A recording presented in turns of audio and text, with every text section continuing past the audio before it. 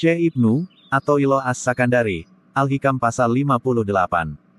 Tanda hati yang mati. Sebagian daripada tanda matinya hati, yaitu jika tidak merasa sedih susah karena tertinggalnya suatu amal perbuatan kebaikan kewajiban, juga tidak menyesal jika terjadi berbuat pelanggaran dosa.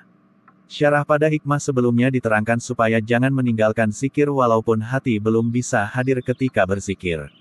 Begitu juga dengan ibadah dan amal kebaikan. Janganlah meninggalkan ibadah lantaran hati tidak khusyuk ketika beribadah, dan jangan meninggalkan amal kebaikan lantaran hati belum ikhlas dalam melakukannya. Khusyuk dan ikhlas adalah sifat hati yang sempurna. Zikir, ibadah dan amal kebaikan adalah cara-cara untuk membentuk hati agar menjadi sempurna. Hati yang belum mencapai tahap kesempurnaan dikatakan hati itu berpenyakit. Jika penyakit itu dibiarkan, tidak diambil langkah mengobatinya, pada satu masa, hati itu mungkin akan mati. Matinya hati berbeda dengan mati tubuh badan. Orang yang mati tubuh badan ditanam di dalam tanah. Orang yang mati hatinya, tubuh badannya masih sehat dan dia masih berjalan ke sana kemari di muka bumi ini. Manusia menjadi istimewa karena memiliki hati rohani. Hati mempunyai nilai yang mulia yang tidak dimiliki oleh akal pikiran. Semua anggota dan akal pikiran menuju kepada alam benda, sementara hati rohani menuju kepada pencipta alam benda. Hati mempunyai persediaan untuk beriman kepada Tuhan. Hati yang menghubungkan manusia dengan pencipta. Hubungan dengan pencipta memisahkan manusia dari daerah kehewanan dan mengangkat derajat mereka menjadi makhluk yang mulia. Hati yang cerdas, sehat dan dalam keasliannya yang murni, berhubung erat dengan Tuhannya. Hati itu membimbing akal pikiran agar akal pikiran dapat berpikir tentang Tuhan dan makhluk Tuhan.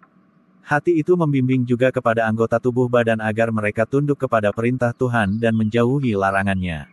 Hati yang bisa mengalahkan akal pikiran dan anggota tubuh badannya serta mengarahkan mereka berbuat taat kepada Allah adalah hati yang sehat.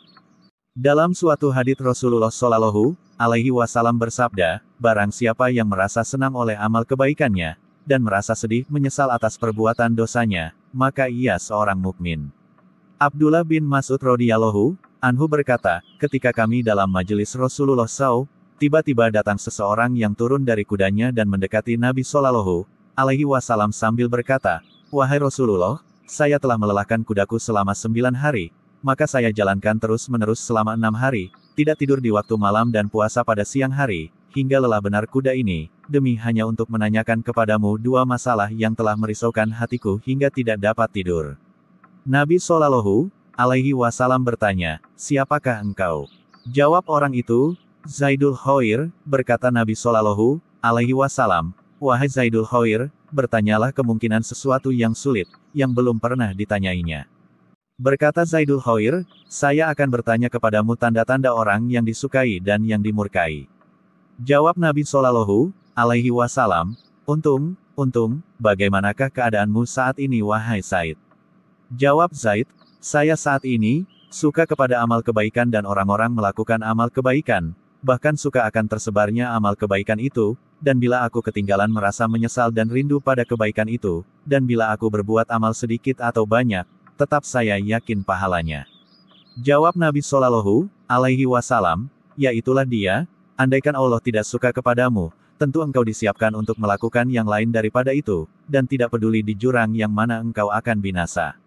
Berkata Zaid, cukup wahai Rasulullah, lalu ia kembali ke atas kudanya, kemudian ia berangkat pulang. Bersambung pasal 59.